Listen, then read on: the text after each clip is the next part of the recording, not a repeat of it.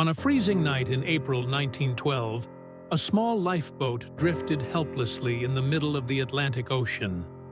The passengers inside were terrified, begging the rowers to stay away from the desperate voices echoing from the water. But in that moment of fear, one woman stood up against the darkness and shouted, "Turn back! There are still people alive out there."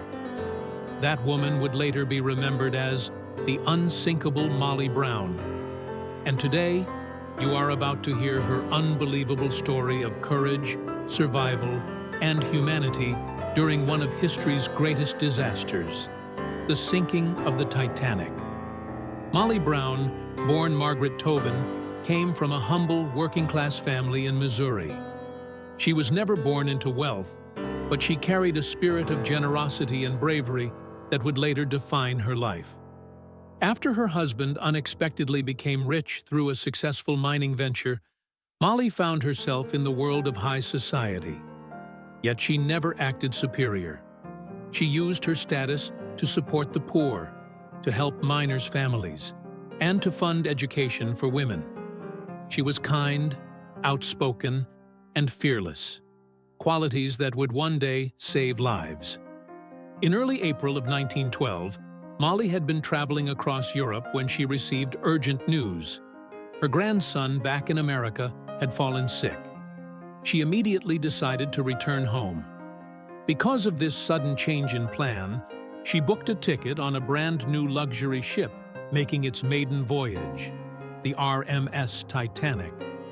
Little did she know that this last-minute decision would place her in the middle of one of the most tragic nights in human history. When Molly boarded the Titanic on April 10th, she was astonished by its grand beauty. The chandeliers, the staircase, the finely dressed passengers, everything looked like a floating palace. But Molly wasn't like the typical first-class travelers. She spoke with everyone, from wealthy businessmen to third-class immigrants, and even the ship's crew. She made friends easily because she treated everyone with respect. For the first few days, life on the Titanic felt peaceful. Molly spent her time exploring the ship, sharing stories, and enjoying conversations. She didn't know that beneath the music, the laughter, and the luxury, an invisible danger was waiting in the icy waters ahead. On the night of April 14th, Molly had just settled into her cabin when she felt a sudden, unusual vibration. It wasn't strong, but it was enough to make her sit up. Moments later, she heard hurried footsteps in the hallway.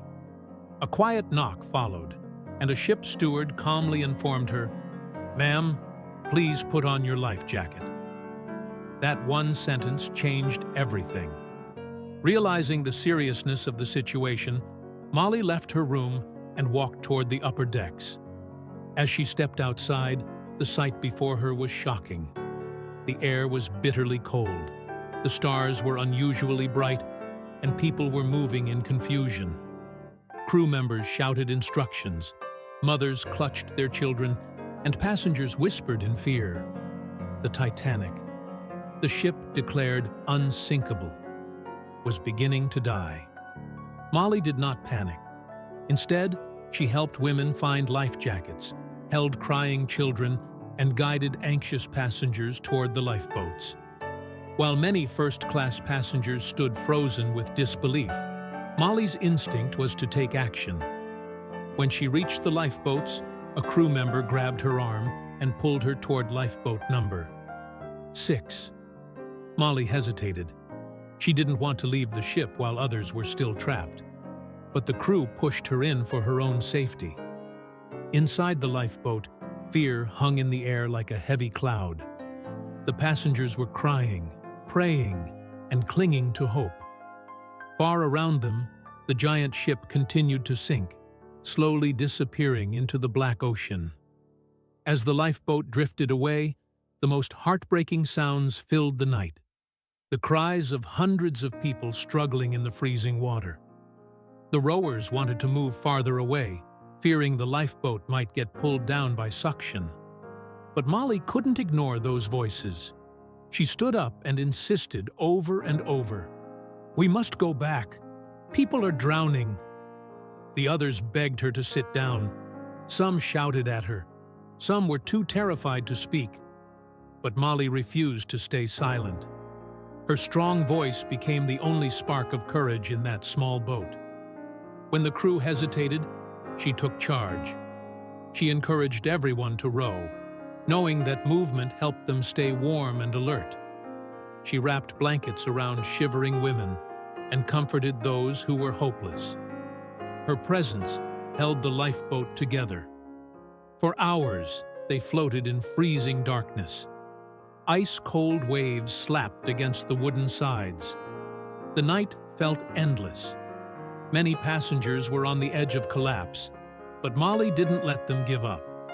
She knew that if they stopped rowing, the cold would claim them too. Under her guidance, the lifeboat kept moving, kept surviving. Finally, just as dawn began to break, a faint light appeared on the horizon. It was the RMS Carpathia, the ship that had rushed through icy waters to rescue survivors. When they were finally pulled aboard, the crew noticed something remarkable. While many survivors were too shocked to speak, Molly Brown immediately got to work. She gathered blankets, organized food, and comforted the injured. Later, she even raised money on the ship to help poor immigrant families who had lost everything.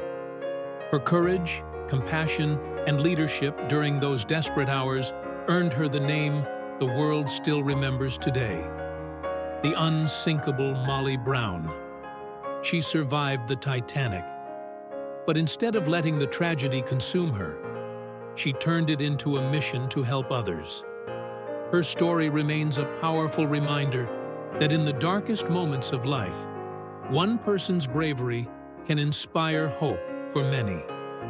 This was the story of Molly Brown, the woman who refused to give up, even when the world was sinking around her.